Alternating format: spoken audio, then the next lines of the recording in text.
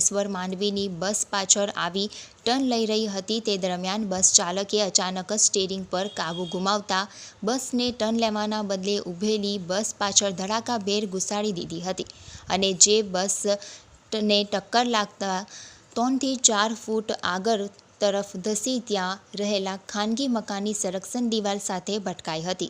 જોકે બસ દિવાલ સાથે ટકરાઈને ત્યાં અટકી ગઈ હતી, જેને લઈ સંરક્ષણ દિવાલ બચી જવા પામી હતી। જોકે અંકલેશ્વર માંડવી બસના ચાલકનું ગફલતભર્યું અને બેદરકારીભર્યું ડ્રાઇવિંગ સમયે કોઈ વ્યક્તિ જો ત્યાંથી પસાર થઈ રહ્યો હોત તો બે બસ વચ્ચે રીતસરનો કચરાઈ જોરદાર ટક્કર વાગી હોત।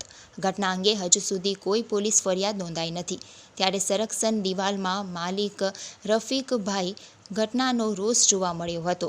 અગાઉ પણ દિવાલ બસ ચાલકે તોડી પાડી હતી, ત્યારે આ અંગે વારંવાર રજૂઆત કરવા છતાં ડેપો સંચાલક દ્વારા કોઈ એક્શન ના લેતા નારાજગી દર્શાવી હતી। આ અંગે ડેપો મેનેજર દ્વારા સંરક્ષણ દિવાલને લઈ કોર્ટ કેસ ચાલતો હોવાથી કંઈ પણ કહેવાનો ઇનકાર કર્યો હતો। બસ ચાલક પર અને જરૂરી કાર્યવાહી શરૂ કરી હતી। કાલે સાંજે છે ને 7:16 એક બસ પાર્ક કરેલી હતી। તે પાર્ક કરેલી બસમાં અંકલેશ્વર માંડવીની બસ આવી। એ બસે પાછળથી આવીને એને ઠોકી દીધી।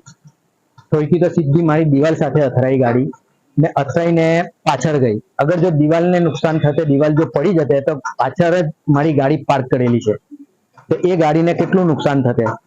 આ લોકોને વારંવાર કહેવા છતાં બી આ લોકો કોઈ વાતનો નિરાકરણ લાવતા નથી ને સદનસીબે મારી જો દિવાલ પડી જતે તો મારી ગાડીને કેટલું નુકસાન થતે।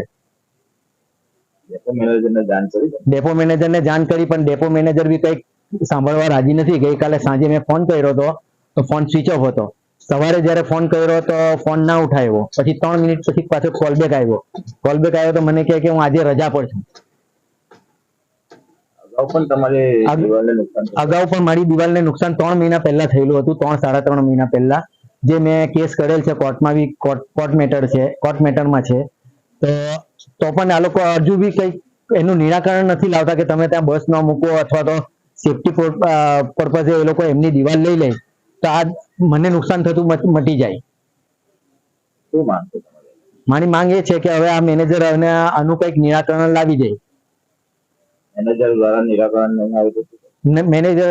નિરાકરણ નહીં આવે તો પછી હું મારી રીતે આગળ લાગતા વળગતા અધિકારીઓની સાથે હું વાત કરીશ।